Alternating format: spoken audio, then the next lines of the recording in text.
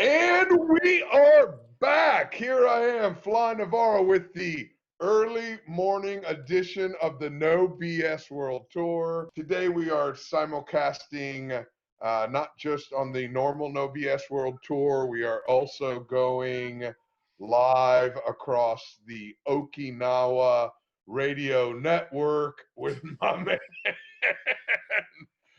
Cam. Good morning, Cam. How are you, sir? Good. How are you?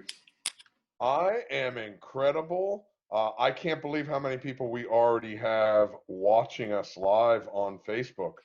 We have Craig Sparrow from Australia. We got Rob Lane all the way from New Jersey. Good to see everybody. Cam, while we're plugging in everything, why don't we tell people where you're at? So I'm here. I'm in Okinawa, Japan. I am the owner and operator of Ryu-Kin Fishing Charters. We do a lot of stuff here for the service members that are stationed here in Okinawa, Japan. They're our main base clientele. It's what we do, supporting them. We offer all kind of offshore, inshore, any type of fishing charter, spearfishing, anything that gets these guys out on the water is what we're all about. So, Cam, how long have you been in Okinawa? I've been in Okinawa now for 11 years. I came here with the military, got out of the military. I actually married a local Okinawan, my beautiful wife, Manami, and we have a child here in Okinawa, so we've planted roots. But I've been here now for a total of 11 years, and it's great. I love it here. We're building a house, have no intentions of leaving here. So. That's awesome. You have a little baby. Your baby is how old? He'll be 3 this month. So three this month. Absolutely, definitely the greatest achievement of my life, hands down. So, really? Absolutely, yeah. My little guys. There's nothing on earth I'm more proud of than being a father, man. It's nothing. Man, that's pretty cool. See, I'm not a dad. That's totally new to me, but I am proud of all my young fishing grasshoppers that are out there. The kids in the fly zone. Dude, these kids are all over the place. I love it. How's Tarzan doing? I keep seeing him popping up everywhere, man. I'm so proud of that kid, man. He is it's so funny. Last night I had a meeting with a chef out of the Panhandle in Florida. We want to do some lives like this, but cooking, and she has a spice company, all these different spices. And I said, hey, just a recommendation. I would say find this kid, Fish Like Tarzan, on Instagram. Yep, reach out to him and have him be a brand ambassador for you, because he does a lot of cooking. And she's like, and how old is he again? I go, he's 11, but trust me, it would be worth your while. So I text Tarzan's mom last night and said, hey, Mandy, there's going to be a Chef Nikki reaching out to Tarzan. Because, at 11 years old, you got to keep a lot of filters and protect him and stuff like that. Absolutely. But I really wanted her to know that she was going to be reaching out to him. So, no, he's a badass. He really is. For sure. And he's to me, he's the epitome of what we as guys that have been in the fishing business for a while. Those are the guys that are important.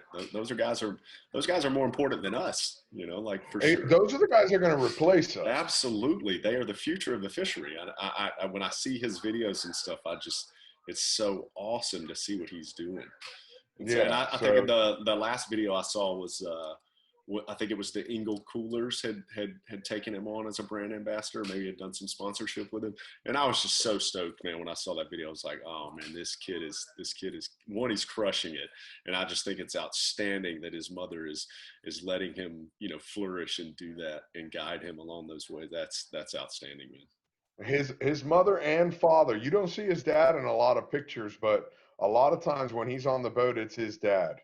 It's his dad that he's fishing with. Yeah. Anyway, let's talk a little bit about the fishing in Okinawa, because I know I'm watching a lot of people jump in here. A lot of the people that watch the No BS World Tour, they've seen you jump in. You said good morning from Okinawa. I've had the pleasure of fishing with you out in Okinawa. So, and Susan Abbott from Texas is actually right now just asking, what kind of fish do you guys catch? So I'm going to kind of turn that over to you. Well, so I'll be honest, my charter specifically, we're doing is sport fishing. But I have to stop for a moment and pay homage to what we call the uminchu fishermen, which is the Japanese commercial fishermen. So in Japan, everything revolves around the tuna. I mean, 100% the tuna is king here. And that's what their economy is based on. It's as big, the tuna is as big as farming is here. And the uminchu fishermen are the guys that go out and spend their lives bringing those tuna back in and putting them in the market and putting them on our plates and everything. And so I got in with some of those guys several years ago and was able to build some relationships with some of those guys and get trained by them and raised by them in the Okinawan style of fishing. And it's paid dividends. And then we decided, to start taking customers out and putting them on fish and sport fishing for charters. But we're targeting all the major pelagic species that they're targeting in a lot of places. Tuna obviously is king. We get the mahi-mahi migration that comes through in the colder months. We have an outstanding fishery for billfish here. It's just like an undiscovered gem. One of the things I'm trying to do is promote it and show everybody just how good Okinawa is as far as billfish is concerned. But we're also trying to change the mentality from kill to tag, because that's kind of the uminchu fisherman, the commercial fisherman is a market-based fisherman. He hooks something, he puts it in the market. That's how he feeds his family. So, but we're targeting all of those fish: tuna, skipjack, mahi-mahi, rainbow runners. I mean, just all those pelagic migratory species that you see in most places. So when you say you started this charter industry, exactly who are your customers that you're taking out fishing? So there's over 40,000 U.S. service members who are stationed here in Okinawa, Japan. So Okinawa, Japan's home to the 18th FSS for the Air Force. The Navy's got a big White Beach Pier here. And then the Marine Corps' entire 3rd Marine Expeditionary Force is here. And so there's over 40,000 service members here with their families. It's a ridiculous amount of Americans. Actually, the Okinawan women are the #1 married and transplanted back to the States ethnicity that we have in the States. And it's all because of the service members that are here. There's tons. And every year they come back for Golden Week. It's awesome. So. I want to give a big shout out. Good morning to Freddie Potatoes. How are you, Freddie? I think you're in Puerto Rico right now. Yo, buddy, what's going on? A couple shout outs going out to people. I see people jumping in from all over the world. So Kim from down in Australia wanted to know, are you catching your tunas on topwater? We do catch tuna on topwater for the sport fishing. The uminchu fisherman uses a buoy system in their boat reels to actually bring in tuna. I would like whenever we get a chance for you to come back out to show you that commercial, technique that they use. But it's actually a floating buoy. It's essentially a commercial drift fishing rig, but the buoy floats along with its leader on it, and that's how the commercial fishermen are catching it. But we target them on the surface and topwater when they're on the topwater with the charter. So your commercial guys, what they're doing is very similar to our commercial swordfish hand gear, which is a buoy with the line and 1 or 2 hooks on that line, right. and then you tend to all your buoys, and that's pretty much what you guys are doing over there. That's correct. The only difference over here, they're doing it at night, and they follow when they see the buoy going in either a different direction or a different speed than the current, where you guys have it like a 2 buoys, and when they come together, that you've gotten a bite. So it's a visual thing. It is a visual thing. So I probably should have mentioned, so it's mostly fad fishing for the commercial fishermen. That's also where we're fishing a lot for our offshore charters. We're fishing, they call it a payao. They brought it here in, I think it was 1982 from the Philippines. And fads now, I think Japan single-handedly owns more fads than any other sovereign nation on earth. And that's what they use to draw the tuna out of the major currents to get them closer to the port, so that the umichu fishermen can afford to go out and catch them. But it is essentially what you're saying. It's a drift fishing buoy, and when it goes underwater, it separates one of the buoys. So when it comes back to the surface, we can see the two buoys separated. So interesting. I got to give you this little piece of information. When I gave the shout out to Freddie Potatoes in Puerto Rico, I've been corrected. He's at 37,000 feet in an airplane watching us. Wow. Over Jamaica right now. Right on. Okay. So we are being watched live in an airplane. Is that a first for the No BS World Tour? This may be. I don't know if I've had anybody watching it from a plane, which is pretty cool. So we are not only a sea level program. We are.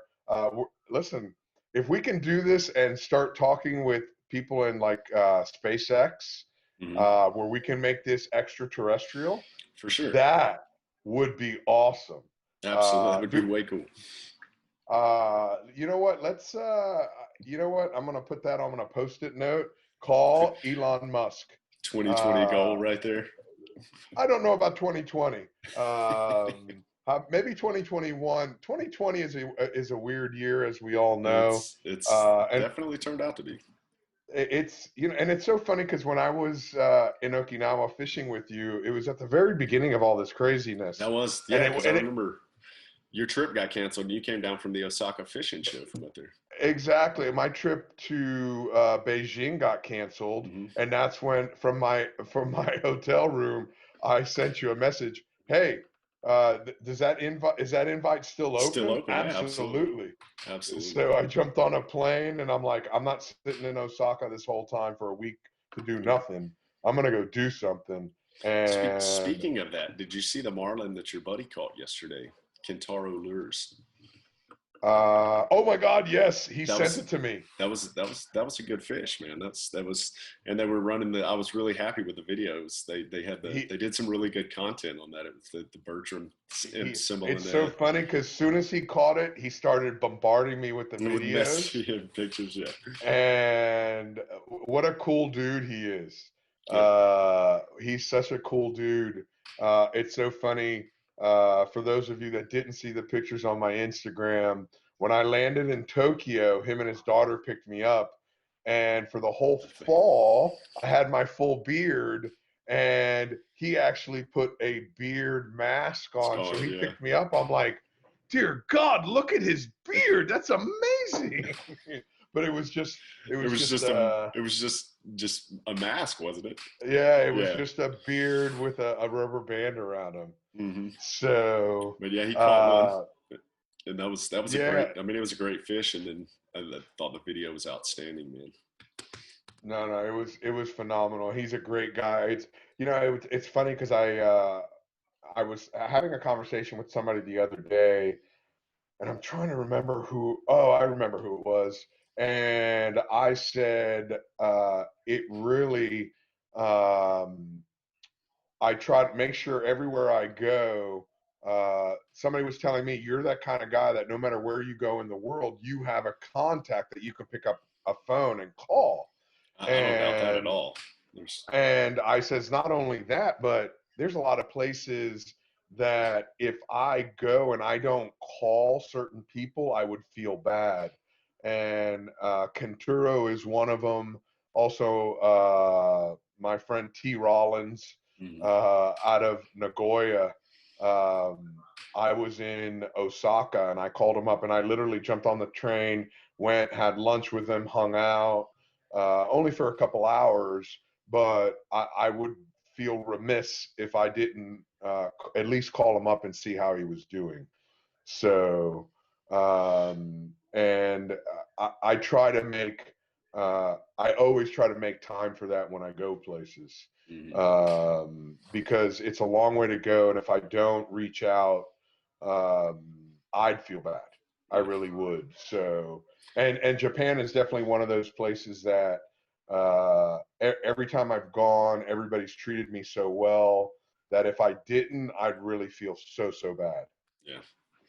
Well, culturally, the people here, one of the reasons, I decided to stay here was because the people here are outstanding. I would personally just stay there because of the great ice cream you guys sell in all the convenience stores. Soft serve ice cream. And so this is what I've been doing lately. So because I'm sitting home and not fishing as much, I can't drink as much caffeine in the morning because then I get a little jittery. So what I've been doing is having my normal Cuban coffee. And then as the day progresses, I've been drinking green tea, my Japanese green tea that I got while I was in Japan. So I do recall you like the green tea.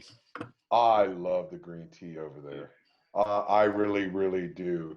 So let's stop talking about me and talking more about you. I'm glad to see how quick you agree with that. Yep. Let's talk about. No, I was just hoping to talk about your current situation actually before we cut completely over. How y'all got a storm coming in, right? Usually it's us during this time of the year that's got typhoons rolling through, but it appears that y'all have one. Well, here's the thing, you guys. Let's give a big shout out to Steve. Good morning from the White Marlin Open week. White Marlin Open is this week, which is a huge tournament. Huge. All registration is today and tomorrow, and they start fishing on Monday. But actually, our situation right now, which is we are under hurricane warnings right now here in South Florida where I'm at. Gotcha. And that hurricane is supposed to go up the coast and be in Ocean City, Maryland on Monday. So the board of directors had actually added 2 days extra of fishing. I saw that where they extended the days. Yeah, exactly. It's always a 3 out of 5 days. What they've done is it's still only 3 days of fishing, but they've added 2 extra days to be able to go fishing. So that being said, exactly, Josh. They've extended the 2 extra days.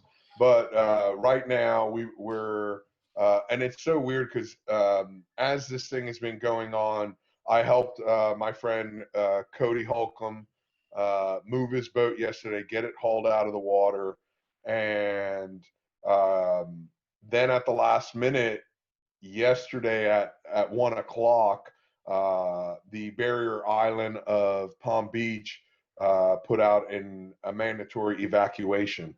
So at the last minute, everybody starts moving their boats. Bang, bang, bang, bang, bang. Luckily for us and for Cody, he had his boat out.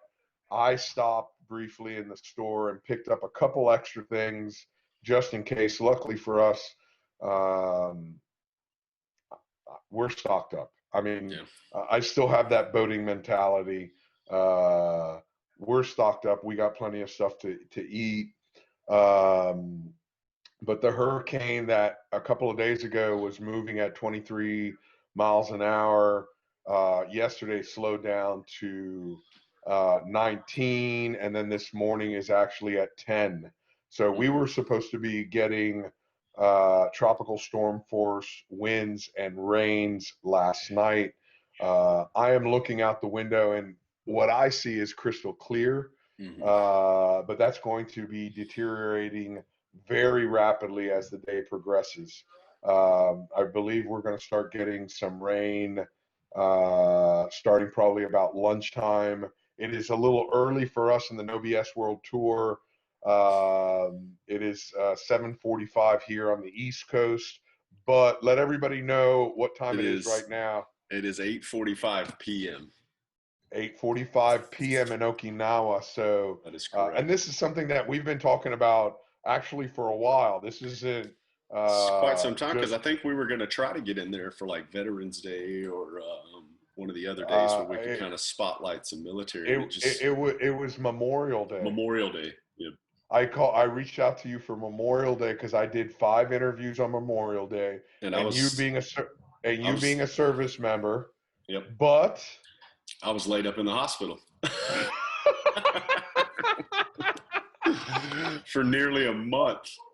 So, yeah, it was a good time. You might as well let everybody know why you were in the hospital. I went in for a simple kidney procedure. Ended up having 2 kidney surgeries, and then the kidney got infected, and I was there for nearly a month. It was tough. It was tough. I don't know. I can honestly say kidney stones absolutely the worst pain I've ever felt, hands down, no doubt. So what we're doing here is I am having to switch out my camera really quick. Okay. I'm trying to because one of my cameras is getting a little crazy on me, and I think we're good. All right, we are good. Now, unfortunately, we're not as crystal clear as we were, but we're still crystal clear. And anyway, so we tried to get you on during Memorial Day, and now we're already in July. Actually, today's August 1st. It's August. It is August. Wow. Hachigatsu. Oh my gosh. So anyway, so let's we're getting ready for hurricane. I would like to, I don't want to say it's a hurricane party. We got plenty of food. I'm probably going to be making some poke today. Nice. I'm just making food so we can eat, watch movies, relax, stay off the road. And wait it out. Yeah. Luckily for us, and they were forecasting it, but it's the storm right now is starting to hit some southwest vertical shear. So yesterday, the little patch of water it hit south of Andros was no vertical shear. It was hot water. It was perfect. They were forecasting it to pop up to category 2, which I'm not sure if it did or not, but they were forecasting for it to hit some vertical shear, and it did as of last night. So it is a very minimal hurricane. It could possibly only be a tropical storm by the time it hits the coast of Florida. But everybody, please stay ready. Yeah, be prepared. Be prepared. We've got our hurricane shutters up, the whole 9 yards. But that's what we're getting ready for. And but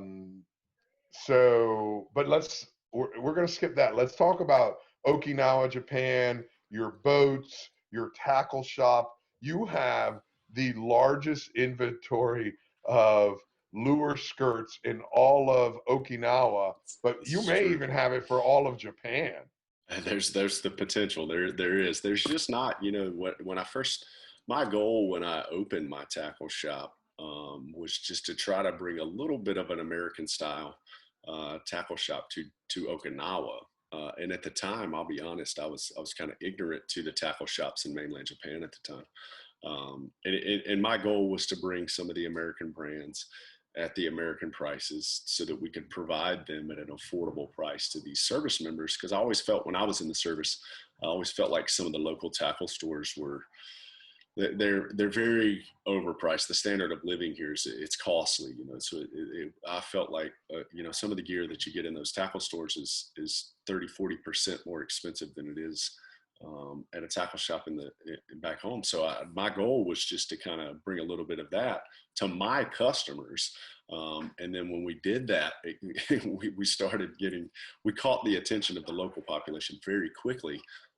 And then some people who are now partners moved to Marine, and some of those guys, Kazunobu came in and he was like, this is outstanding. We don't have American tackle stores in Japan. And it was, he looked at the skirt wall and all the trolling lures and all of this other stuff and was just blown away. And that was never really our goal. It's kind of an accident. And then we realized, okay, we've got a chance to actually to do something here and be an actual influencer in the tackle world here. And so we've just kind of grown it from there.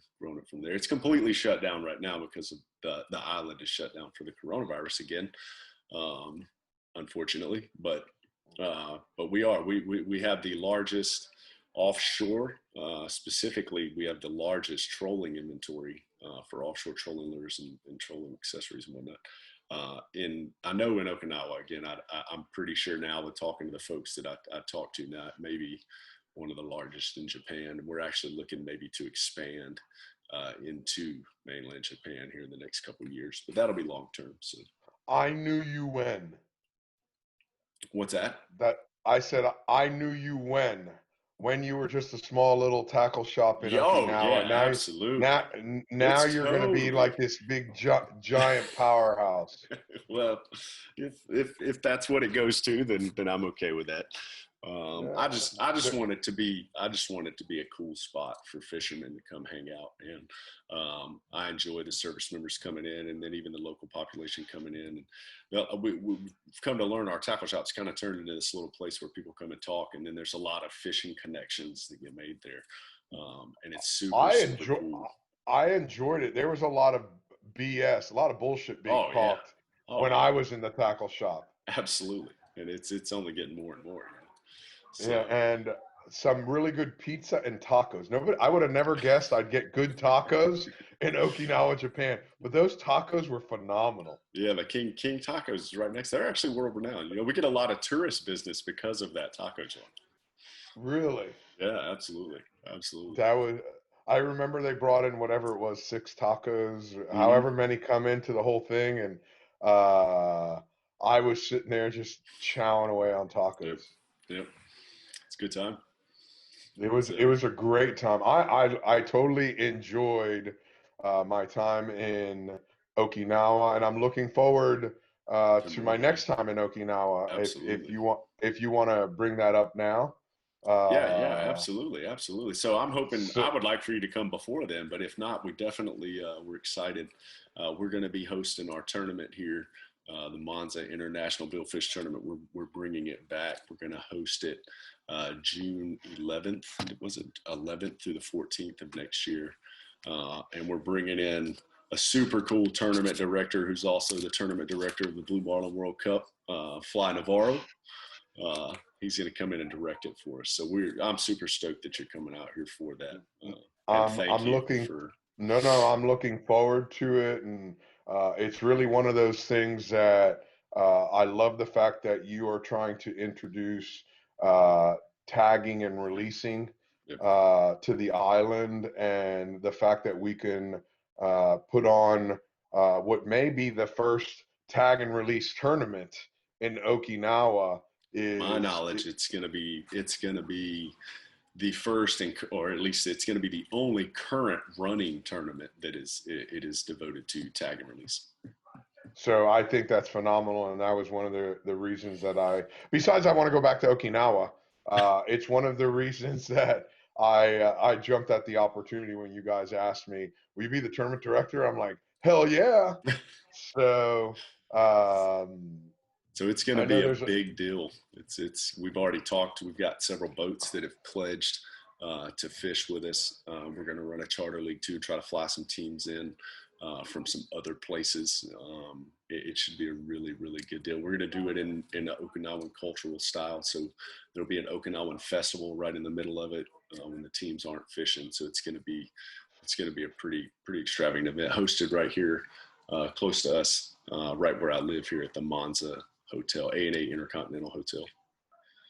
Sweet. I know I've already confirmed my place to stay because last time I stayed, you made that connection with the B&B lady, right? Yeah, well, the B&B lady, because of the way Airbnb is connected to Facebook and Instagram and all that other stuff, I put all my pictures and I tagged her in some of these beautiful shots of the sun rising over Okinawa Bay. Mm-hmm. And she didn't realize my social media following. So when I saw her, I think you were dropping me off. Somebody was dropping me off, and I ran into her. She's like, "Oh my God, I've been on your Instagram page, so she's continued to follow, and she really appreciated the big shout outs on social media about her Airbnb, and she has stayed in touch, and it's one of those things. How are you doing in this crazy world that we're going through? It's really hard on everybody. So all the people that I've come in contact with over the years, my connections in China, my connections in Japan, we're all checking on each other. Oh, for sure, yeah, just want to make sure everybody is safe. Susan, I do not believe that Cam has a website for the tournament yet, but I promise you. But I promise you, not only will there be a website, there's going to be some unbelievable social media presence. Because if I'm there, we're going to show the world what's going on. And that's, for me, that's a really big issue. So there will be, and we have, I know Cam and I have talked a lot about content collection and pushing this out. So people can see what's going on in Okinawa, so they can see the style of boats, style of fishermen. One thing I know that people are going to get a big kick out. I know my first time in Okinawa, a lot of in Japan back in 2016, I showed a lot of pictures of the Ken Matsuda reel. Yeah, absolutely. And that's, I got a lot of there you go, big shout out Ken Matsuda. Now are we going to get Mr. Matsuda at the tournament? Oh, 100% he'll be invited. I don't know, I haven't spoken with him if he'll be there, but 100% we will extend an invite to Mr. Matsuda. So one of my favorite stories that I have to when we first got together in Okinawa, you wanted to talk about the Ken Matsuda reels. Yeah. And you did not know that I had already met Mr. Matsuda. I was ignorant to the amount of contacts, the endless contacts that you have. So I'm like, oh, me and Ken go way back. Hold on, look, here's a picture. JIBT 2000, Yeah. So then in return, when you talk to Mr. Matsuda about me, he remembered me. Yeah. And he remembered me because of the fact that I was the American guy up on stage singing and dancing with all the girls. Yep. Yeah. You lived up to the name, the crazy Cuban, that day, didn't you? They had the singing and dancing girls on stage. I did not know the Japanese words, but if it was American music, I would go up there. And for those of you that do not know, karaoke is huge in Japan. It's huge. And the fact that I was willing to get up on stage, it wasn't just a crazy Cuban. It was it is open arm and embraced. Oh, absolutely. Very, very hospitable. Everybody was like, oh my God, he's singing and dancing. So it wasn't like, oh my God, who's this crazy guy? It's like, oh my God, look at this crazy guy. He's really doing it. He's really doing it. And he's dancing. Exactly. And Susan says, who could forget you? Exactly. Yeah. I get a lot of stories about that. Oh yeah, I know that guy. So yeah, I'm really looking forward to this tournament and helping represent the Billfish Foundation with the tags. Yep. So everybody gets the opportunity of putting it out there and introducing a new style of tournament. Yeah. So for us, I've spoke at length with you about the tournaments that we fish here, the current tournaments, and I'm not gonna say anything bad about any tournament here. To the guys that are out there hosting these tournaments that we're participating in, we love them. We love what they're doing with them, and kudos to them for the tournaments they're hosting. But I've fished several tournaments on this island, and to me, it's often we kill a ton of just juvenile billfish, and we're trying to influence and make a change and show that we can still go out and have this, this fun sport fishing tournament, and the camaraderie and the entire, fishing that we love to do and everything. We don't have to kill all of them. We don't. We can tag and release them and have the exact same amount of fun. And so that's kind of what we're trying to do.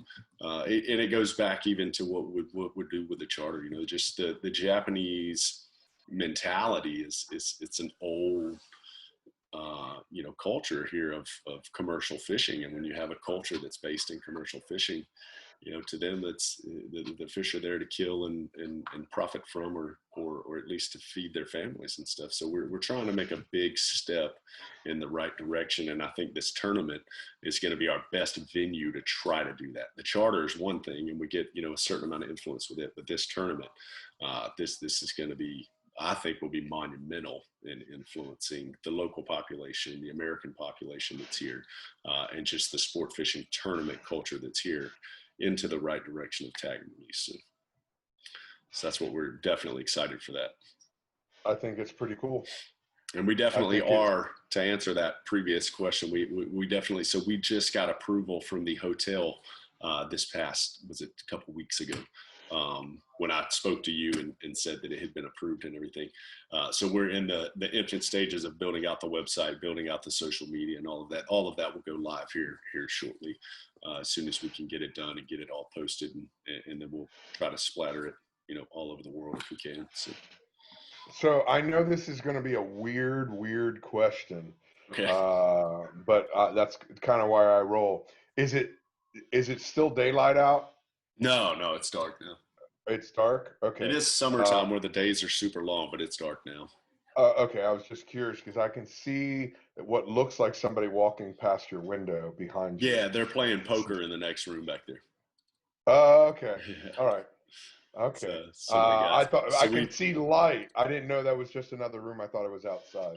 Yeah, I'll give a little shout out to the Oki Life crew and the Eco Japan crew. So this morning, when I had messaged you about the times and stuff, we actually did a beach cleanup today, and there's one of the guys we partnered with here owns a company called Eco Japan, and they're doing this huge effort to take and influence the hotels and stuff on the island to get away from single-use plastics and whatnot. And they do a beach cleanup every month, and there's different partners that come together to do it. And they bring out this clean burning incinerator that burns all of the trash and stuff on site clean. It's crazy. We put all this trash in there, and then just clean air comes out the top of it. Like there's no smoke or anything. Wow. So me and my crew, and then the Oki Life crew, and the Eco Japan volunteers, we went over to a beach here in Yomitan, and it was a phenomenal turnout. We had an absolute blast out there today. We cleaned up more trash than should have ever been on that little beach. And then I also got to meet a guy that was just the most phenomenal thing today. I met a guy, so right next to that beach, there's a place called Sea Seed, where this guy, this Okinawan guy, has spent the last 20 years of his life just barely making it by finding funding in different places and getting help from the government stuff, and has built it's not artificial, he's built a live coral reef on his property. And he is now credited, he's transplanted over 150,000 successful coral plants on the reef out here in areas that were starting to get bleached over the last 20 years. Him alone, his little initiative with his little staff have planted over 150,000 pieces and have rejuvenated those bleached spots on the west side of the island to the point that it's going to become sustainable. And I mean, he just started with a vision and no funding, and just built one tub and then the next tub and then the next tub. And I mean, and then he's kind of done it all into where it looks kind of like coral, like the tubs. It's gorgeous. You'll see some of the content when we release the content for the beach cleanup today. But that was one of those moments where I was like, this is a connection we're making through fishing and then beach cleanup. And then we met this guy today. I'm super stoked to get involved with future relations and helping with him. If we had 100,000 of him across the globe, the reefs across the globe would not be in as bad a shape as they're in. Like there's folks flying in from Australia right now that are studying with him to take his methods back to the Great Barrier Reef to do some work down there and stuff. It was super, super humbling, just an awesome experience to see what he was doing there and to be, you know, down there trying to clean up the beach and do it. It was a great event today. Super, super cool. That's awesome. I knew you were doing it. Again, with all the time difference, you actually texted me yesterday afternoon and said, "Hey, we're on our way to the beach." Yep. And it's like, okay, cool. And then I got up this morning at 5, checked all the storm stuff, and was getting ready. And now it's 8 p.m. or actually probably 9 p.m. where you're at right now in Okinawa, Japan. Mm-hmm. So a little bit of logistics, but all in all, pretty awesome that we can connect. Susan Abbott says, "Thank you for having a tag and release tournament. Ellen will be excited." Ellen Peel is the president of the Billfish Foundation. Gotcha. Okay. I know you've spoken with Peter, but Ellen is the actual president of the Billfish Foundation. Mm-hmm. So, and I've connected you with Peter when you were talking about all the tags. Peter's actually, when I told him about the tournament, he's actually considered flying over for the event itself. Mm-hmm.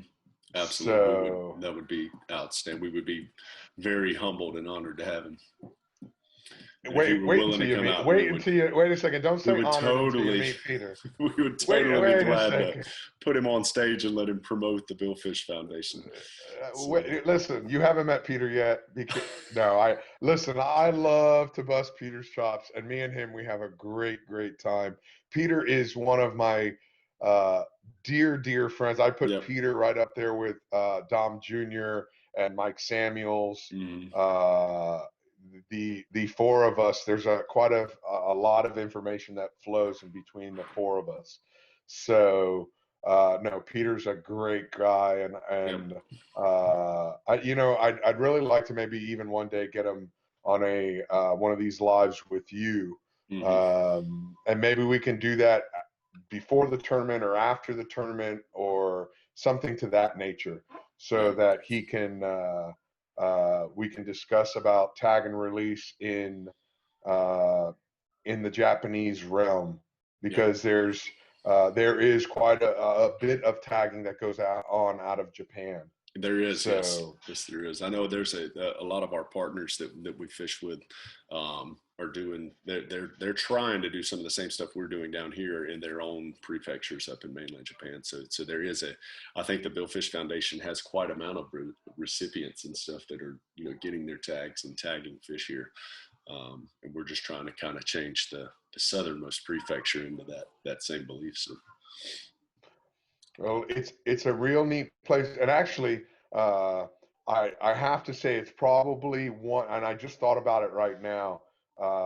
With all my years of traveling, I've had some great experiences of watching Super Bowls in different locations. Yeah. But this year, I got to watch the Super Bowl with you guys at the Torrey Air Force, Torrey Army base. Yeah, it was Torrey Station. Yep, the Army base here. Yep. And it was way off. First of all, we watched the Super Bowl at 7 a.m. on Monday morning. We did. Which was way different. Yeah. But because I had never eaten breakfast and watched the Super Bowl. Yep. And then me being the over-exaggerator that I am, I went up. Everybody was talking about, we should order some pizza or some chicken wings. And I walked up and I ordered everything on the menu. I ordered like three 3 of everything on the menu. Yes. Our table, everybody was looking at our table like, what, are they going to eat all of that? Like, I have a very dear friend of mine. We've been friends since we were 7 years old. And he always teases me. He's from Colombia. My family's from Cuba. And he says, you know, us Latins, we're always way over the top.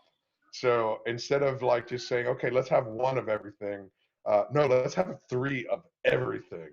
So we had 3 pizzas, 3 nachos, 3 chicken wings, and everyone's like, how much food are you guys getting? But Jeremy's a big dude, man. Yep, Jeremy's a big guy. Jeremy's a huge dude. I don't want that guy to go hungry because my crew definitely doesn't lack eating. I was really worried because, you know, he's so big, I could put my arm out there and he could actually eat my arm. He could eat my arm and not flinch. Yeah. Not flinch. So I wanted him to have all his own stuff and then everybody else could share. Yeah. So I'm sure he's tuned in watching. If he's tuned in, he might be on your pages. I don't see him on any of mine. He's not dropped into yours. No, you know, it's so funny because he dropped in mine the other day, and I forget who I was interviewing. I don't know if I was interviewing the Mongo boys that put on the Mongo tournament, or if it was Jim Root from upstate New York. But he jumped in, and he was talking about how there's a lot of crossover. So many people that he knew and I knew, even just outside of the world, outside of Okinawa. That's the weird thing with, and it's not the weird thing. That's part of what social media is about. There's no extent to what you can reach. There's no boundaries, and this stuff keeps bouncing around for days. I actually had a company reach out to me on my Instagram that found me on my TikTok. It's the way social media works. Yep. It truly is. So now we've talked about some of your bill fishing, some of your offshore fishing you do. But one thing that a lot of people, and I just mentioned it to somebody yesterday, it was either yesterday or the day before, is you guys, even though sport fishing is relatively small, when I say relative to what we have in the United States. Oh, absolutely. But your commercial fleet has actually caught quite a few very big blue marlin in your area. Absolutely, and yes, absolutely. Okinawa has actually put a couple of grander blue marlin on the dock. That's correct, on the scale. Yeah, I fished with a gentleman who's one of my mentors, Captain Matayoshi-san. We call him Captain Yoshi, but he's one of the legendary fishermen here. He started kind of pouring his own resin head lures back before they could order them and get them here and stuff like that. Started making his own lures and stuff, and he started catching some fish back in the late 60s and 70s. And then over his career, we still fish with him. Actually, I still charter fish with him. His son and I fish together on a team. But he has landed 4 grander marlin on scales, on certified commercial scales.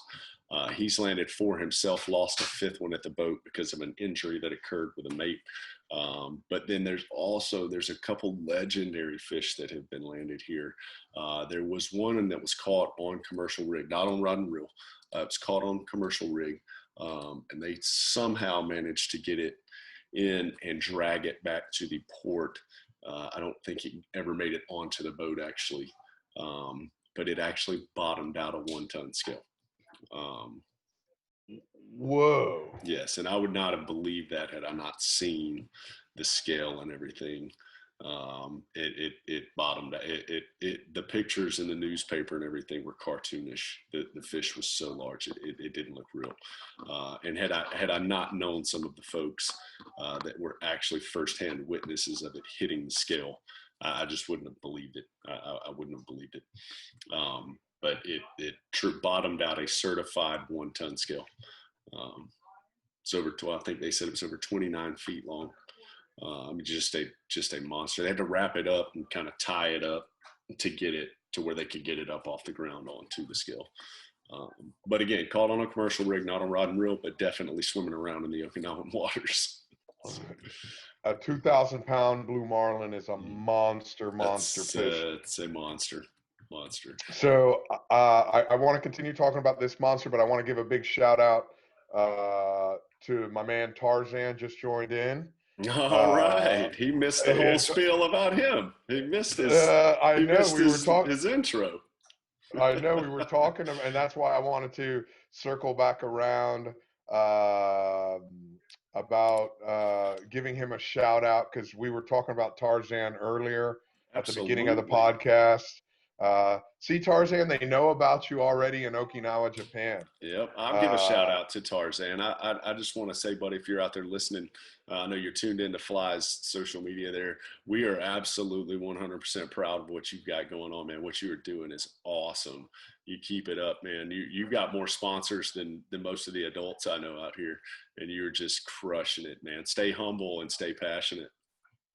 So he is saying, I told him we're talking about fishing in Japan. He goes, that is somewhere I really want to go. I keep asking. Absolutely. Come with Fly. There you go. Bring the whole family. Come on, bring the family. I'll be out there next June. So Tarzan, I believe he was supposed to go and get his passport last Friday. Oh, you know what? Hold on a second. So Tarzan, he just made up a very good point. He says, "Thank you, Mr. Jason," but you're on Jason McDonald's Zoom account. I am, yeah. But his name is not Jason. His name is Cam. Yep. And Tarzan, I'm going to introduce you to Cam, and that way you know who Cam is, and you can follow some of the stuff that they do on Facebook. I'll actually, after this is through, why don't you jump in with your charter page and answer Tarzan's question, and I'm totally forgetting that the fact that you're on Jason's I Zoom. totally forgot that until you just said that, to be honest. Yeah. We're talking with Cam. But I will go in. I have him. I'm following. I will go in. I think I have him on. I know I have him on IG. I will go in there and I will send him my contact information. So if he has anything he needs from the Far East and the Pacific, or needs any type of things in the fishing world that I can help him with, absolutely. There you go, Tarzan. He's going to reach out to you on Instagram, and then you can see what he's doing over there in Japan. Yep. And now you have a contact in Japan. Absolutely. And a Tarzan fan. We all watched this. My whole crew has watched his videos. Like, man, this kid crushes, man. Crushes.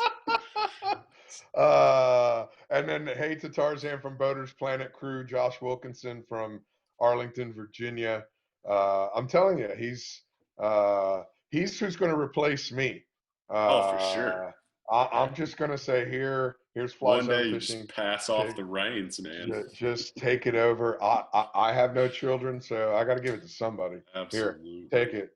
Run with it. Just keep people fishing. That's my biggest thing. I just want to see people out there fishing, and he has the passion. I see it. He's eaten up with it. Oh, he's got the bug bad. I know. He thinks about fishing more than he thinks about school. I know he does.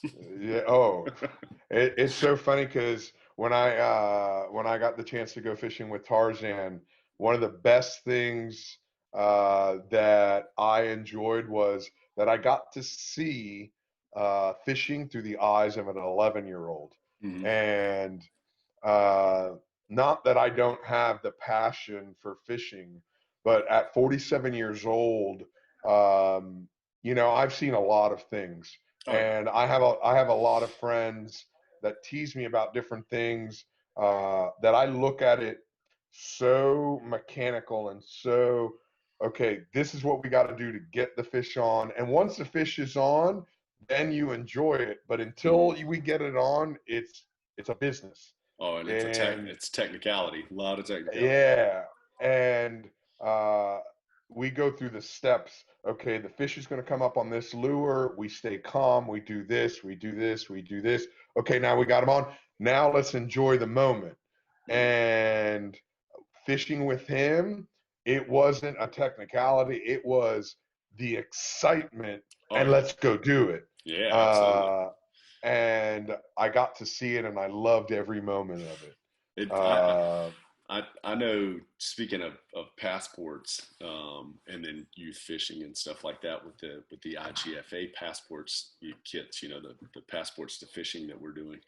You know, we take these kids out, and the fire that these kids have when they get hooked up, it's like, to me, it just reinvigorates, you know, the little inner fisherman in me every single time. Like every time I watch one of his videos and see him get hooked up, I feel like I'm back in Georgia on a lake, hooking up on a bass, you know what I mean? Like hooking up on a largemouth. He just said, I've been taking my family and friends fishing a lot, but I haven't been fishing as much as usual though. It's so funny because I know now we got this storm coming up, and literally where he's at, he's like 2 hours north of me. And they're actually, the forecast has it they're supposed to get a little bit worse than we are. But I think he's getting ready for soccer season and stuff like that. And I don't know if I'm supposed to let the cat out of the bag, but I'm going to do it. I heard that Tarzan is probably going to be doing a beach cleanup very shortly. So, which he's supposed to be reaching out to me about, but I heard about it through my back channels. I have back channels everywhere. I'm like the CIA, man. I've got channels everywhere.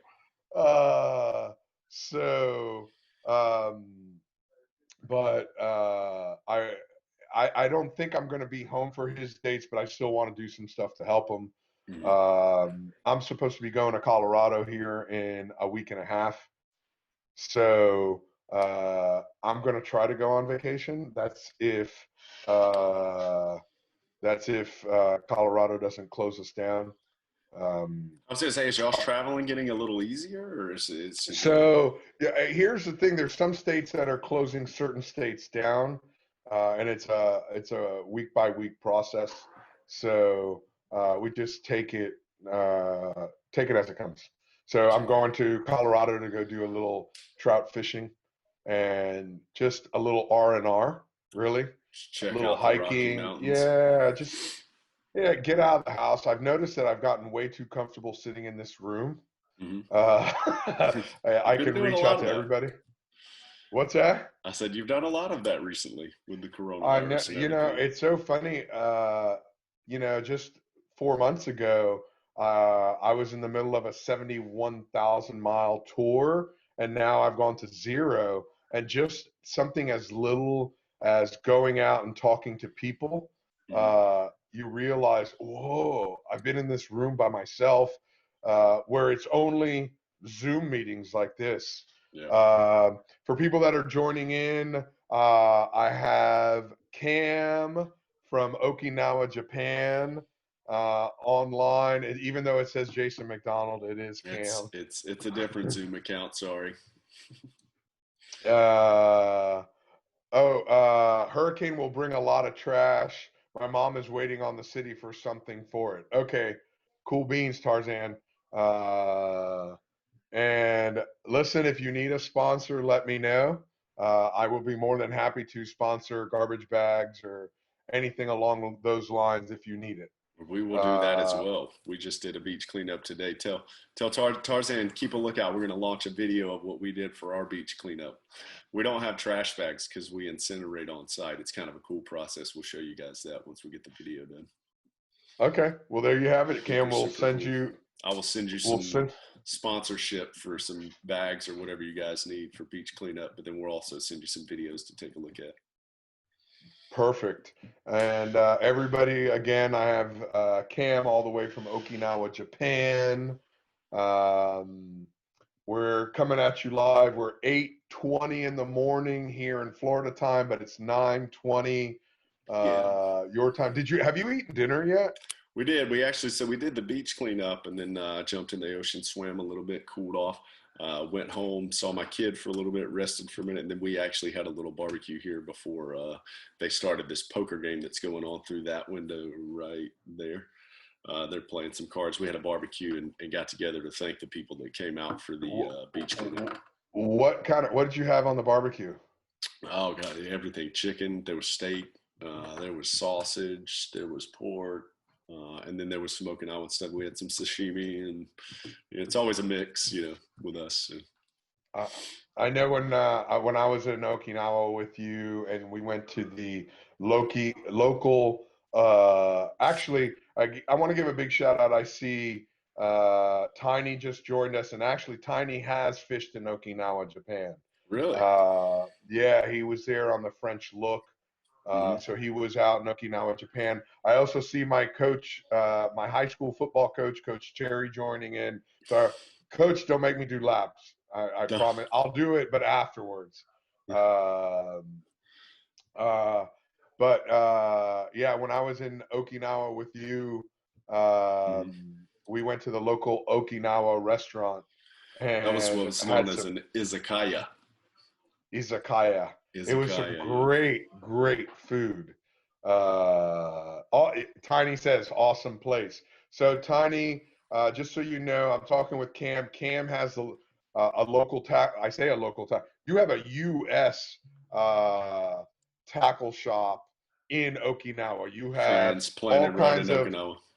You have all of the American lures. You do a lot of black bart lures. Actually, Tiny was very good personal friends with Black Bart himself. Really? That's outstanding. Yes, I would like to pick his brain a little bit. Well, there you go, Tiny. I'll put you in touch with Cam. Yeah, we're the exclusive, our tackle shop's the exclusive Bart dealer here in Okinawa, Japan. Jack Toulis has been extremely good to me. He believed in me when really nobody else did. Shout out to him if he's out there watching somewhere. But he set us up, and we do very well with the black Bart lures here. The Japanese love them. So I will put you in touch with Tiny because I know the last few years of Bart's life, Tiny would go over and go bass fishing with Bart quite often. Right on. Yeah, quite often. So it would be a good connection for you to have. Absolutely. Just to pick his brain about Bart. As you're, in your shop, you do a lot of very heavy influence on black Bart lures. So I'm going to say this, and then I'm going to let you elaborate. Dalton Sharp says, fishing is awesome here with Ryu-Kin, and squid fishing is very interesting here, by the way. So on that, I'm gonna let you elaborate on that one. So Dalton, first off, thank you, Dalton. He's one of our customers. He's a great guy. He's continued support, and we appreciate it, man. Wish we weren't locked down. We could get you back out there. I know you're itching to go just as bad as we are. So Dalton's a big fan of squid fishing, or egging as they call it here. Ika fishing is what it's called. And we have giant squid they call seika here, which is what the commercial fishermen fish for. And then there's about 7 or 8 different species from the seika way offshore all the way inshore to the ones you would catch and you would want to cook, smaller ones for calamari and whatnot. But we catch the commercial fishermen using a similar buoy system to what they use for tuna. catch these massive giant squid. And like when you go to the grocery store and you buy stuff that's got, you know, processed out squid and stuff in it, it's from those giant squids. They're very expensive here. The commercial fishermen do very well.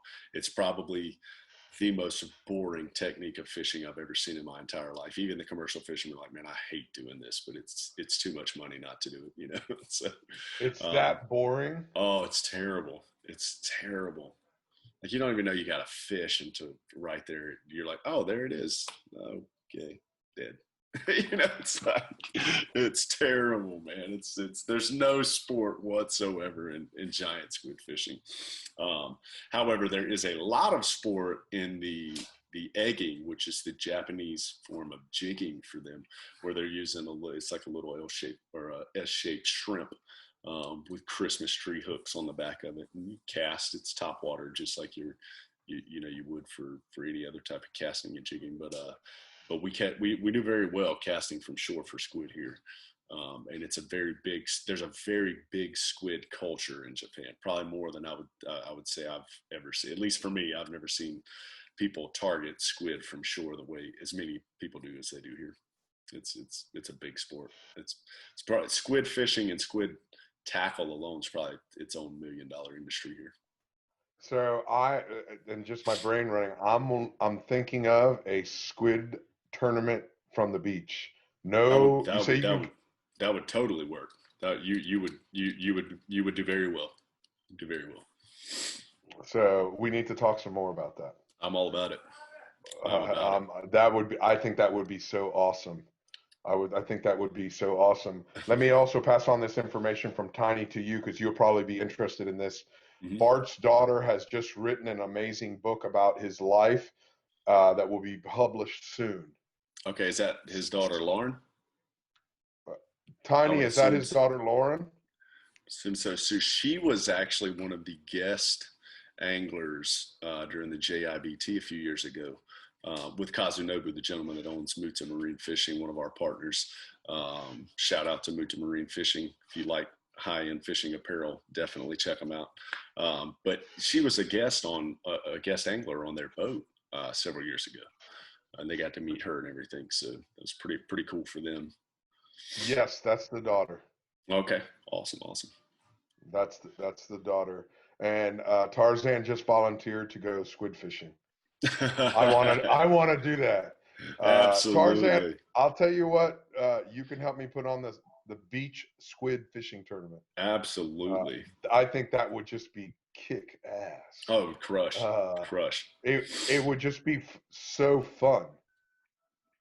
You would get a very good turnout here on this island. You get a great turnout, and it's great fishing. I mean, there's so much of the island. There's nowhere from the shore here you can't go and catch good squid. I mean, it's great. Listen, my brain's already rolling. I want to do a slow pitch tournament next here. Really? Oh God, Japanese slow pitching is outstanding. It is outstanding. I personally believe that in the States we're years behind, over probably a decade behind what they're doing in slow pitching. No, absolutely we are. Because I know I've talked with a lot of my contacts because of the fact that I've spent so much time in the Indian Ocean and in the Pacific and Japan. We are behind. Mm-hmm. We are behind on the jigging like you guys do over there. Just the Japanese are very technical about it too. Oh, you guys are way technical. Yeah. There's already a copy published. Contact Lauren. Okay. So there you have it. Is there anything in particular you think we've missed? I think we've done a pretty good job of talking about the current stuff. We're really my main goal throughout this year is going to be to try to make connections for people that can kind of bring the Okinawan fishery to light. And so that's what we're going to spend the rest of our year. Unfortunately, we had eradicated the coronavirus from the island. There were 0 cases. We went a month and a half with no cases. And then maybe less than 2 weeks ago, it made its way back into the island, and now it is running rampant. So we are in a state of emergency. We are locked down, not going anywhere. Doing the whole social. Today started the tomorrow actually starts the first day of the actual government lockdown and everything. So we're not going to be doing anything but getting online and making connections with people that we can in the fishing community, and try to salvage this year as a year where we made a lot of connections, and hopefully that will bleed into next year, promoting the fishery here in Okinawa and making it what we want it to be. I just found out something yesterday. Palm Beach County, where I live in the first time in history, we are in a double state of emergency because of the hurricane. Oh God! We have state of emergency because of COVID, and we are in the state of emergency because of the hurricane. The first time in history.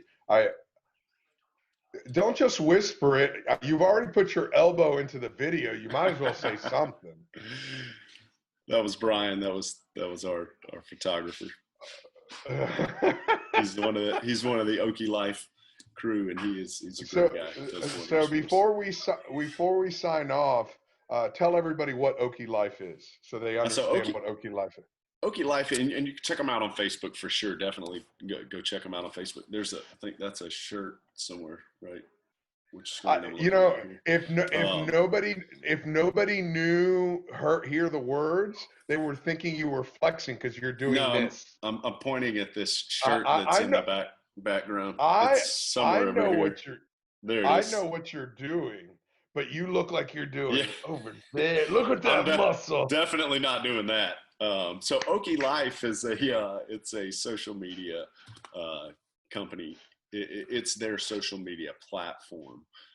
So the company they own actually does all of my digital marketing and everything as a business into a lot of hotels. They've got a lot of partners in a lot of places. But the Oki Life page and the Oki Life Adventures page and everything is specifically a social media platform that brings to light all the beauties of Okinawa, Japan. So if you go check them out on Facebook, you will get a small taste of Japan just through that site there. I mean, there's beach cleanups, there's beaches, there's fishing, there's diving, there's all kinds of, there's all this adventure race stuff was put through there. And I mean, there's waterfalls, and it they go out and explore the island, and they capture all of it and release it through the Oki Life page. So definitely check it out, okilife.jp, or on Facebook, just at Oki Life. And you get a chance to really see the kind of inner workings of Okinawa here, the beautiful island itself. So. We have a question coming in from Tiny. Are Zen lures still produced in Okinawa? Zen lures, I'm pretty sure Zen is done. I'm not familiar with them being a current actual marketed product. I know Zen lures, he's not referring to trolling lures. Zen lures, they actually may be. In fact, now can I get his contact information? I will find that answer for him and shoot it out to him. I will get you his contact information. And if they are and he's in need of them, we can definitely get them to him. So, like I said, he had spent some time over in Okinawa and in mainland Japan on the French Look. So when I saw him pop in, I figured it would be a good person to have joining in here, asking questions. They're trolling lures. They're trolling lures. So the Zen trolling lures, there's a Zen jig now here, but it's a major company. As far as I understand, the Zen trolling lures are no longer being poured. I don't know who was doing all of that, the company itself, but as far as I know, it's not being produced anymore.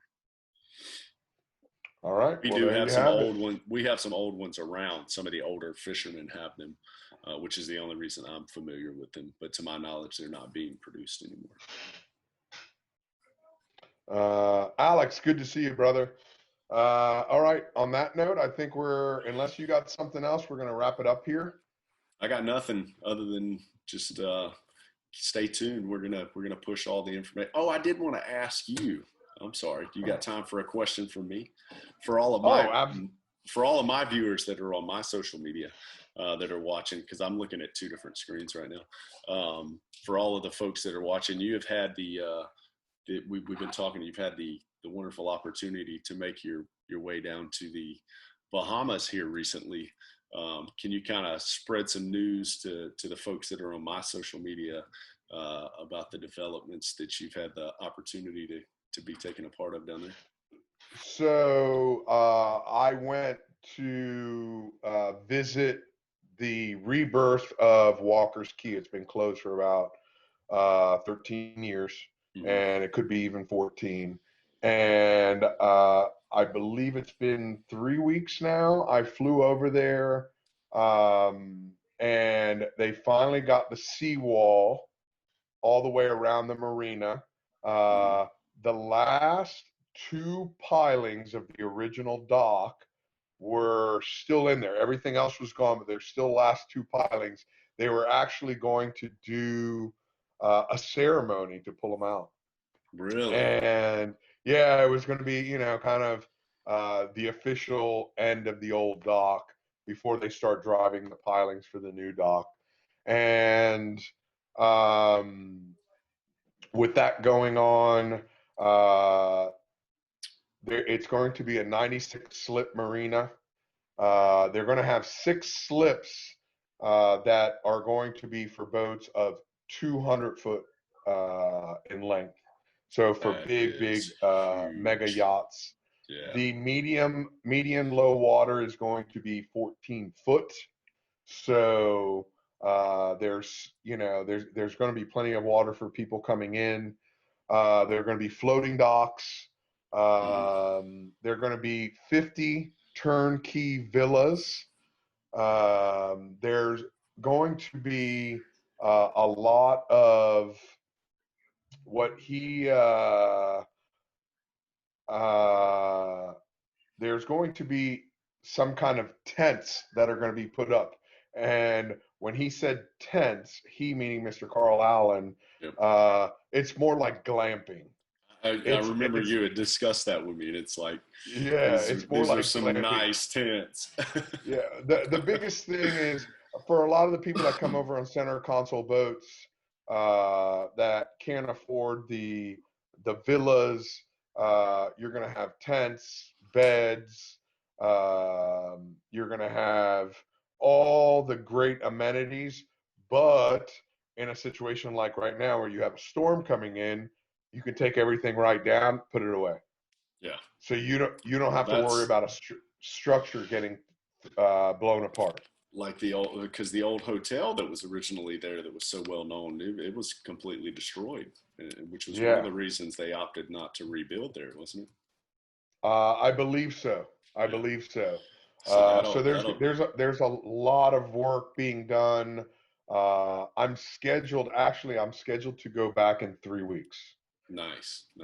So each time you're going down there, you're getting to kind of see it come together as he's working on it. And we can create the content to push it out so everybody can see it. Do you know, just for the folks that are watching, I'm sure everybody's probably chomping at the bit, maybe even asked, is he planning on bringing back the Marlin tournament? He's definitely one of the plans. And actually, I have to give a big shout out. Michelle Gaylord is watching. Michelle Gaylord is out your front door. She is my producer. She's the one that does. So all those wonderful pictures you saw of walkers, it's Michelle. She's the one that does all the magic. I'm just the talking blah blah blah. She's the one that's makes it look phenomenal. So all big shout out to Michelle and Out Your Front Door. So he's got a lot of plans coming out for walkers. So I would tell everybody just stay tuned because there's a lot of information and a lot of stuff. Again, because of this storm, and luckily for us, it's not a major storm. But all these storms that come by, they put a delay. It's sure. a delay. Everything has to stop. So everything has to stop and safely be tied down. So, but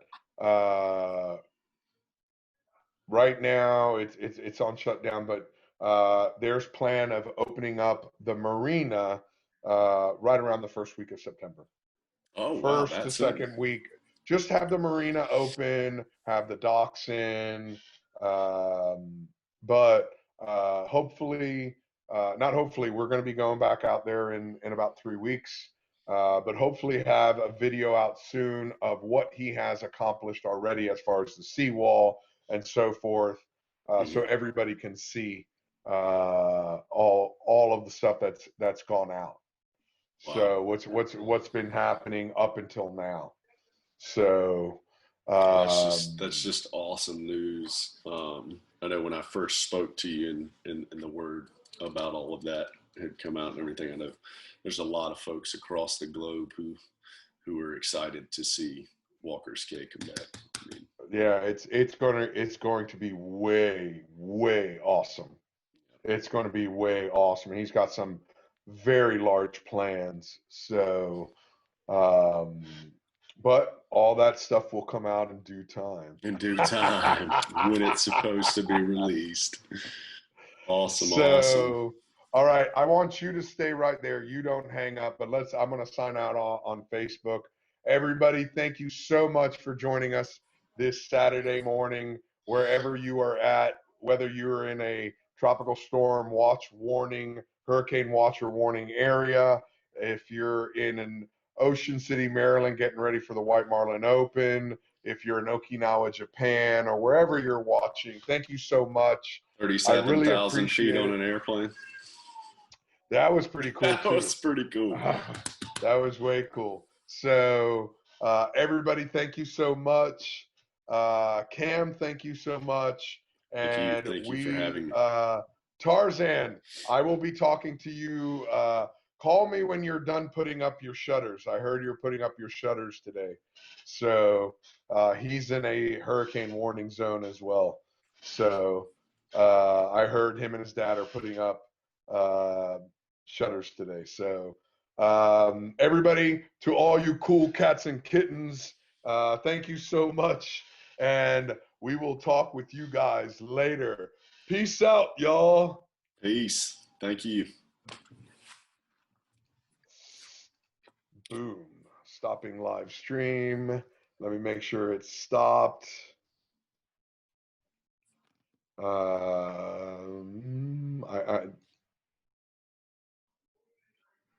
just got to make sure we pieced out. Okay, yeah. Okay, good.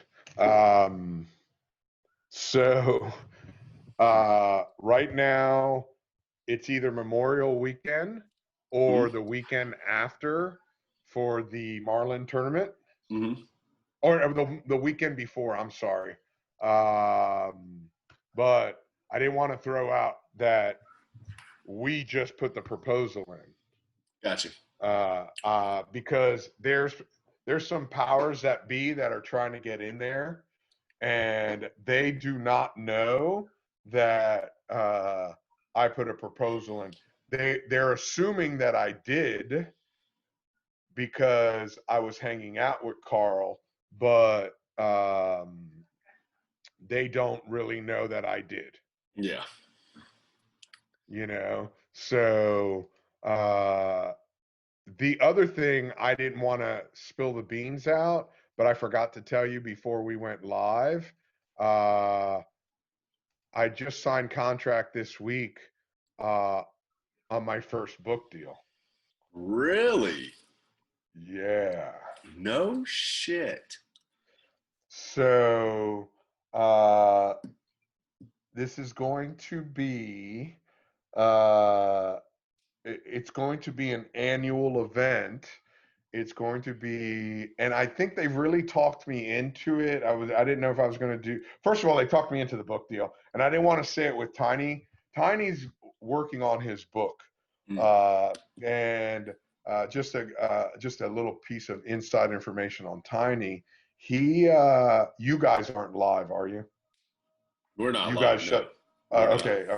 I know I'm not. I just want to make sure. So Tiny was part of a boat hijacking. Oh. And this was back in the 90s. And he's writing a book on that. They were boarded and hijacked. They weren't boarded. It was a charter. Oh, shit. The charter, they were taking the boat from Fort Lauderdale to Bimini. Mm-hmm. Some guys wanted to go there for the weekend. And that was what the charter was under. And he went downstairs to check on the charter to see if they were doing okay.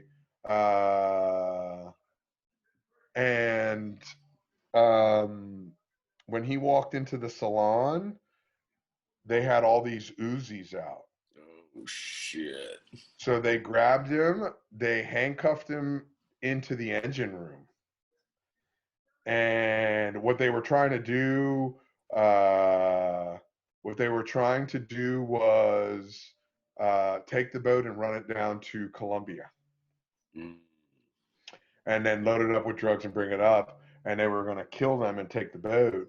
And they told the captain that they killed Tiny. So the captain was trying to take the boat into Gun Key or past Gun Key into Bimini. Said, hey, listen, I can't get in here without good morning, just got to the gym, don't want you to disturb you. Okay. I saw my girlfriend get up, but she already went to the gym. I was going to go with her, but cool, I don't have to. So anyway, when the captain said, listen, I can't get into the cut without going to the tower because I got to run through the reef. So the captain literally pointed it to the reef and jumped out of the tower. No shit. And swam to shore. So the boat went up on the reef. Then they went back down and got Tiny out of the engine room and said, hey, listen, you need to pull us out.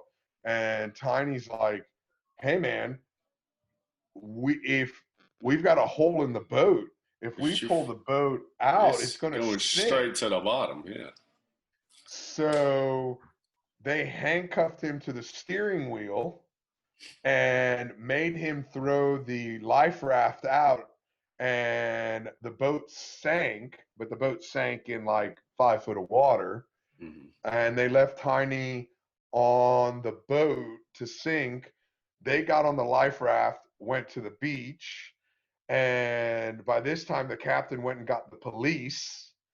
So the police showed up.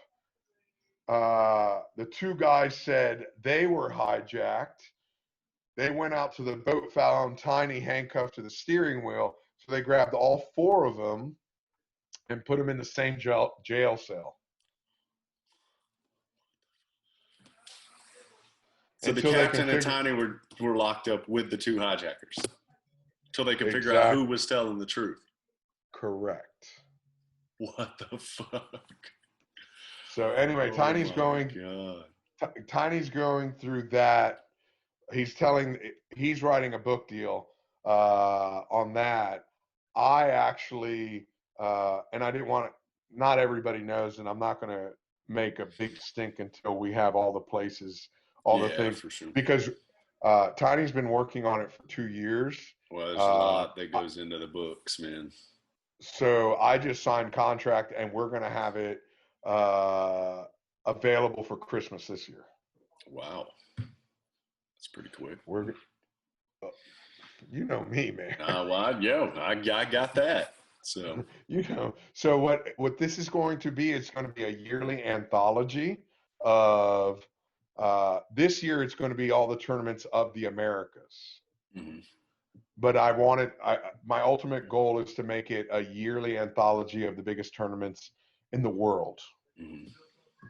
Ironically, it's going to go hand in hand with my website, because I want people to nominate tournaments. But if you're going to nominate it, you got to go to the website and nominate it. Yeah. So it's really going, for me, it's going to be huge in branding. I think I've got a partnership with Bass Pro to be a sponsor to put it in all their Bass Pro shops and Cabela's. Well, Bass Pro just bought Cabela's, didn't they? 3 years ago, yeah. 3 years, yeah. So, so we actually have a connection with Mr. Morris, Johnny Morris, Yamato, who owns the import rights from Bass. He owns a company called Bass Boats Japan. He owns imports rights for the bass boats, and it's all run through Johnny Morris. Like Johnny Morris has his hand in it. He's the actual wholesaler, and then Yamato-san is the distributor. And he's trying to set me up to import the Mako center consoles and sell the center consoles, because he doesn't do anything saltwater. He's inland in mainland Japan. He wants us to run the saltwater side of it here. So I need to put you in touch with my friend Terry Robinson, who is the guy. He's in charge of everything saltwater for Bass Pro. He was Don Tyson's captain of Tyson's Pride for Tyson Chicken. That's where I know. That's where I know Captain Terry. And when this whole deal with the book came up, I called him on two fronts. One front being, I need to find out some more on these freshwater tournaments, and number two, I might be needing a sponsor. So he said, my boss's son puts on the largest or the first ever bow fishing tournament. And I'm like, what? And they weigh thousands of pounds of fish in this bow fishing tournament. And they're shooting them with compound bows. Compound bows, exactly. Yeah, with reels on the front of them. Exactly. So this tournament has already made my book.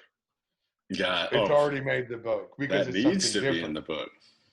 So another tournament, they don't know. I'm going to drop them a little sponsorship here because they're looking for sponsorship. There's a tournament in Michigan that it is it's an ice fishing tournament in February, and it is for the entire season. Is that your wife? I'm letting my wife look at you. Ah, crazy Cuban. Crazy Cuban. Can you see? You do?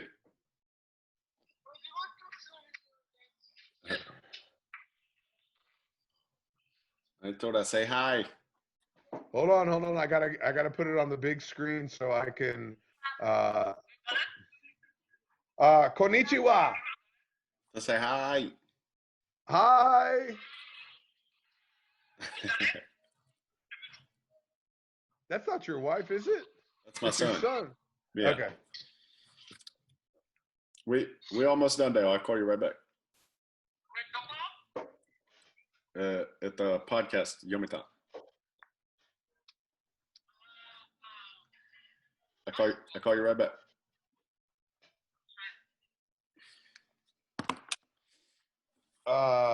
So anyway, somebody told me about this sturgeon fishing tournament. It lasts for the entire sturgeon season in Michigan, which is 2 fish. Wow. That's the quota, 2 fish. So at 6 a.m. on February 1st, all these people run out onto the lake. I found out that the quota has been increased to 6, and they gig them. And whoever catches the 6 fish, then the quota's done and the tournament's done. So it's the first 6 fish and the tournament's over. And the season's over. Wow. What a cool. That is super unique. Yeah. So that's why you're thinking squid tournament that quick. Oh, absolutely. You're in book mode brain right now. Well, it's not just book mode brain. I'm thinking of how do you pull that's a people different tournament. That's a different turn. So you put it like this, especially if they're catching them on the beach, okay, you have to walk, and then you go, and then you set up a tent, and you say, okay, you have whatever all night long, however you do it, but you can only weigh 20 squids. And these are your weights. And you have all kinds of killer pictures, and you got people running up and down the beach. Yeah. We could take pictures of them. They'd have great times. It would be, it'd be almost like a party. Oh yeah, that would be outstanding. Yeah. What time of year is this happening? They say the best time to do squid fishing here is in February every year. Oh, even better, because now I have plenty of. It's when they're the biggest, and it's just the best time, the highest concentration and the biggest. Okay. How's the weather?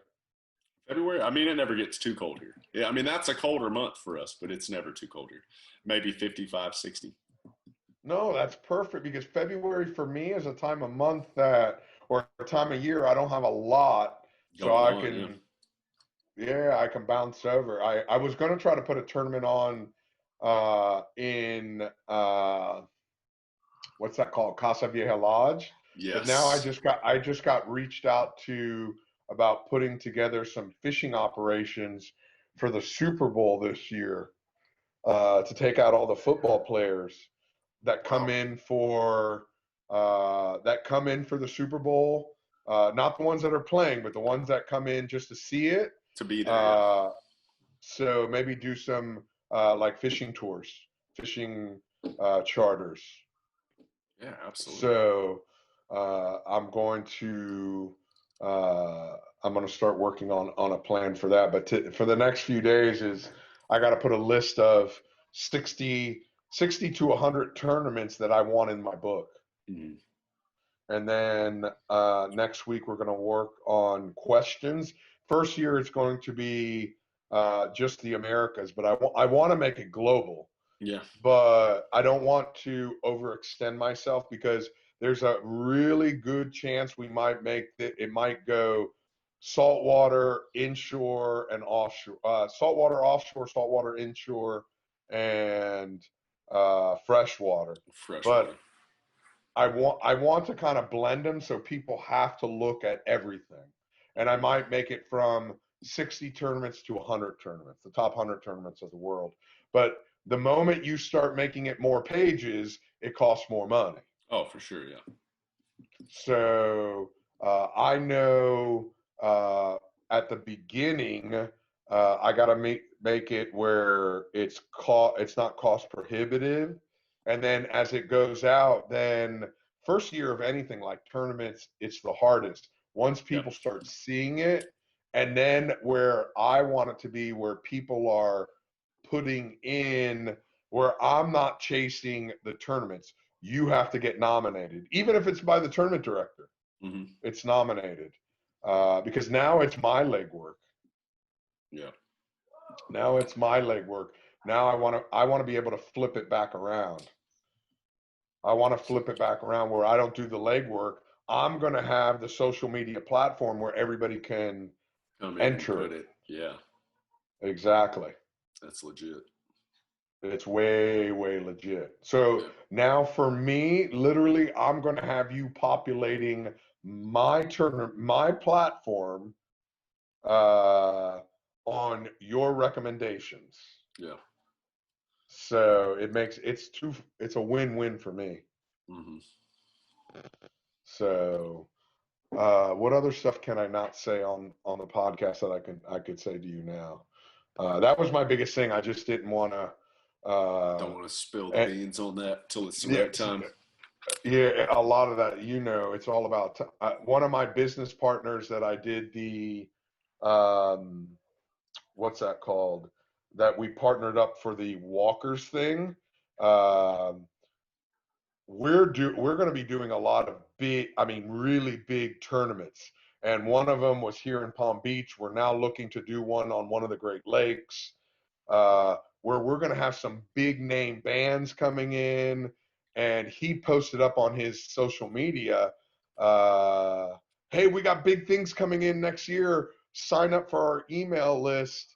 And I'm looking at it, and I called up one of the other partners. I'm like, hey, did you tell him to do this? No. And I'm like, I'll take care of this. I go, this is why I don't do it, because you don't want to just put it out there. You want a press release. This is what we're doing. Well, I went to the website, and the website has it, premier sponsor, title sponsor, $10,000. Well, this company is the same company that's doing walkers. And if we get walkers, we're looking for a title sponsor of anywhere between $100,000 to $250,000. And they're throwing out a 10 grand. There's a 10 grand on the website. You can't send people to the website. Everything has got to be compartmentalized. This is the company that's doing it, and Walker's event, $250,000 title sponsor, which is already taken. American Express or Federal Express, or so don't be sending people to the website until it's done.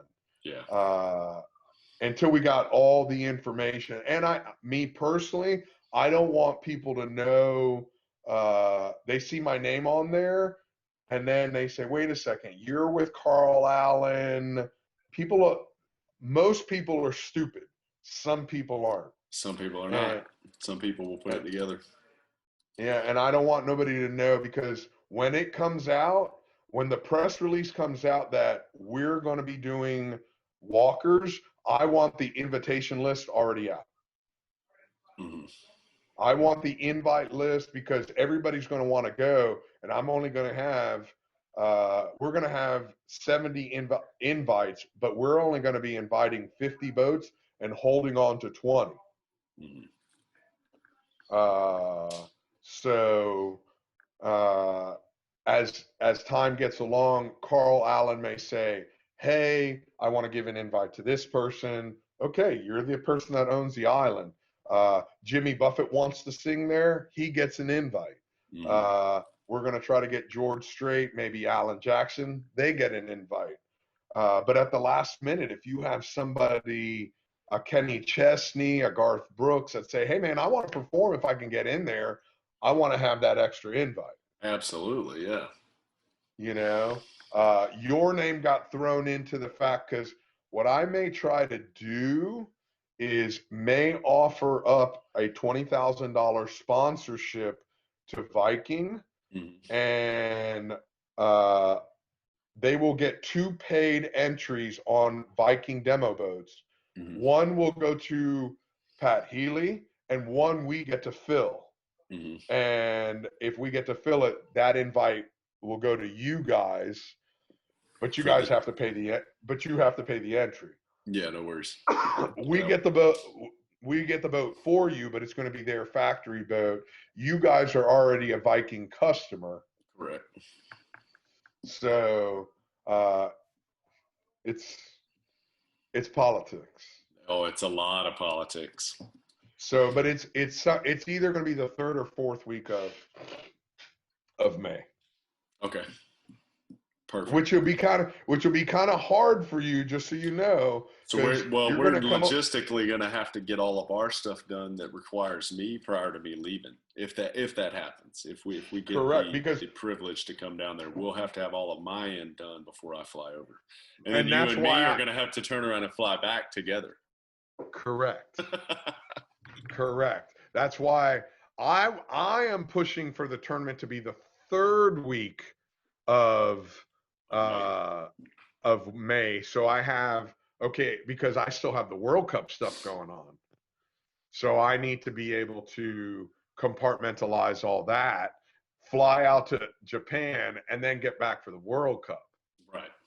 You know, because I want to be able to take care of all my stuff, get out to Japan, and I don't want to just get off the plane and do the tournament. I want to have, 5 to 7 days to get ready, to make sure all the things that I need, and then go from there and do the tournament. Then I really have to flip the switch and jump right back on and go. So and just so you know, I know you were talking about the lady with the B&B and everything. We're working into the hotel for providing your lodging. That's fine. And then we're going to HQ out of the hotel for the last 5 days of prep before the tournament. We're going to move all of our stuff into the hotel, and we'll be operating out of an actual office provided space inside the hotel. And that's perfect. Most of the times that's what tournaments do, and really that's easier for me. So there's no. And then we'll have you a shuttle, so you won't have any transportation issues while you're here or lodging. It's a fucking island. I'm not worried about transportation. Well, but just that way, if we're out fishing, whatever, and you need to run somewhere, you'll have that ability. So.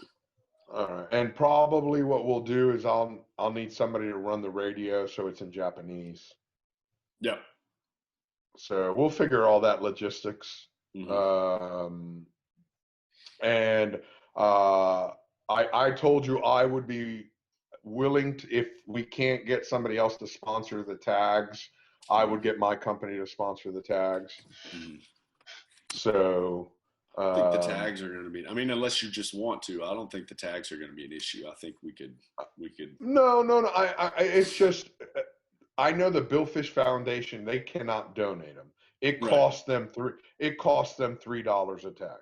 For sure. Yeah. So if you can't get them, meaning if the Japanese Game Fish Association doesn't want to sponsor it, I'll sponsor the cost of it. I don't mind. Okay. That way everybody gets tags. For sure. Yep. That's, to me, that's the biggest thing. Mm-hmm. And then we go from there. Oh, I know what I wanted to tell you. You brought it up and I couldn't bring it up. So the kids fishing. So with the book, I'm donating a percentage back to the IGFA, but I'm trying to figure out if I can donate it back to just the children section. To focus your money on the children's section? Yeah, to this passport thing. Man. So we received ours, the passports to fishing for the kids. We're literally ready to host what's going to be a great turnout from people we've already had pre-registered. We can't. When are you going? Coronavirus. Okay.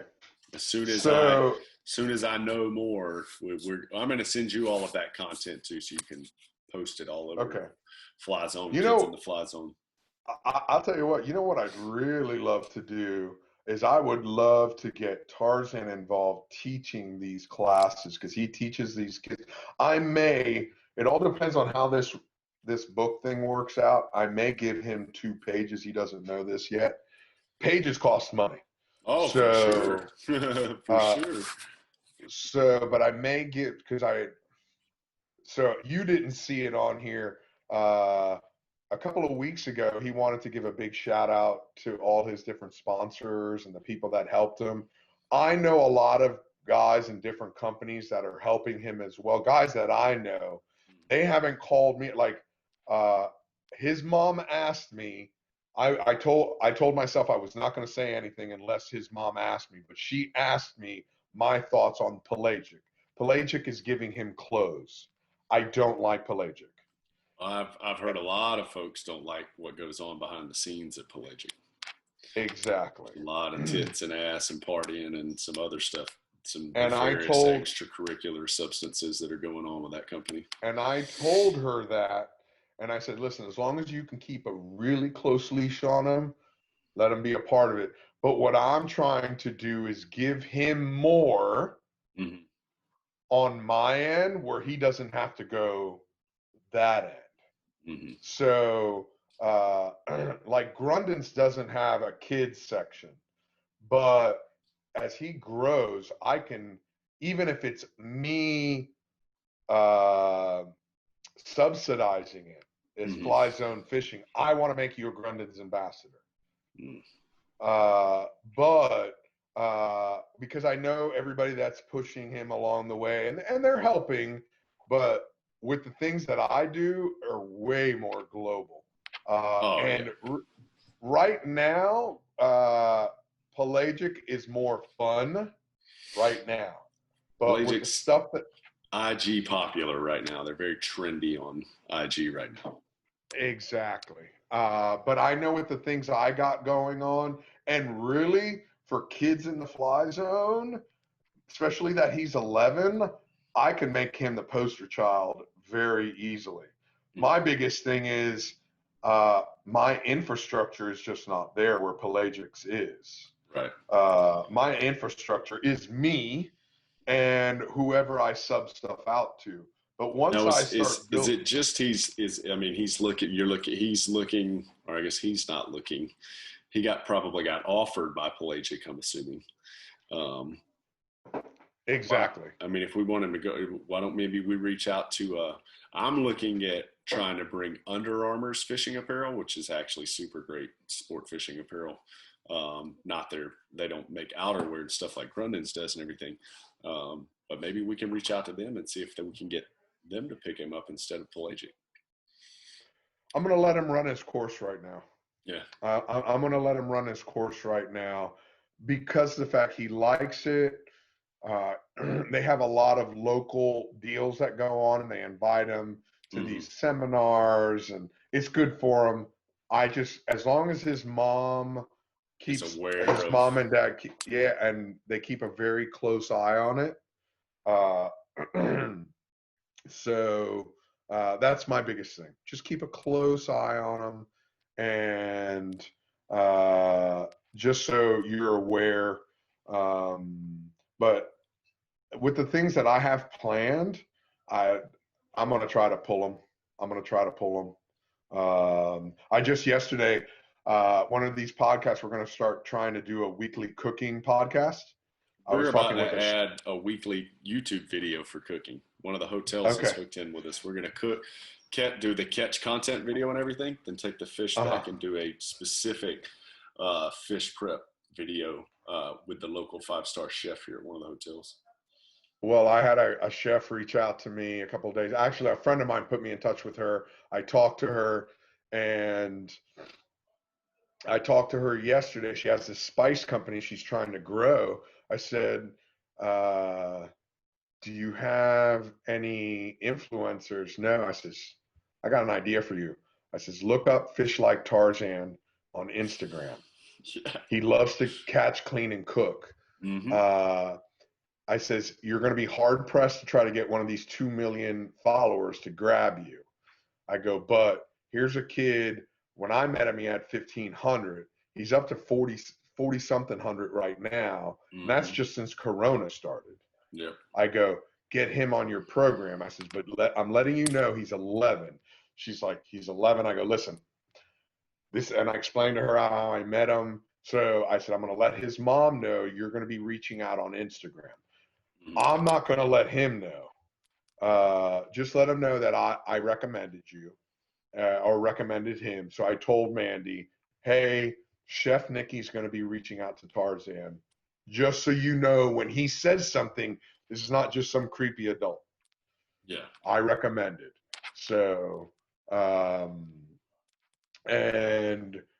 he loves to cook. He loves to clean all his fish and cook it. So I use Chef Nikki's whatever spice, and it'll help boost all your stuff. Yeah. You know. Oh, for sure. So, but I want to help the kid. He's a great kid. He's very humble. He's very nice. He's very shy. He's his parents have let him use Instagram so he knows how to talk with people better. His brother is going to be a fucking rock star. Really? His brother, Mo, which is short for Moses. Well, see, here's the thing. What I realized, all the kids have biblical names. Mm-hmm. His real name is Abram. Mm-hmm. Then it's Moses, and I can't remember his sister and his little brother. There's 4 of them. But they're Moses, obviously deeply religious family. very deep religious, and that's super nice family. Just a fucking wicked cool family, and that's why I was like, be careful with pelagic. Moses, I met Moses on FaceTime call a couple times, and now when I'm on the phone, that's all we do is FaceTime with either his mom or with Tarzan. Moses has to say hello to me. To say hello to me, and he's the outgoing one. He's the more vocal of the two. Yeah. Wow. And he's a little bit of the wild child. Moses is the one that is outside running naked to talk to all the neighbors. There's one neighbor that gives them all popsicles, and Moses literally runs down the road naked. Hey, popsicle. It's like, hey man, how about putting some fucking clothes on? How about brother? some pants? We're starting to get some cloud cover. It's starting. Oh man. So man, I'm gonna have to jump off of here. No. We've already been on here for 2.5 hours. So I appreciate this. So just to let you know, once this gets uploaded to YouTube, it was live on YouTube, but I cannot pull the video away yet. Once I do, I'm going to move it over. I'm going to extract the audio, and then I'll put it on my podcast, and it'll go across Spotify, iHeart, iTunes, Google Play, all of them. So we'll get it up there. I appreciate it. Thank you. Thank you for your time. No, listen, I loved it. It was it made my Saturday, because I hate weekends because I can't work. So now I was able to work.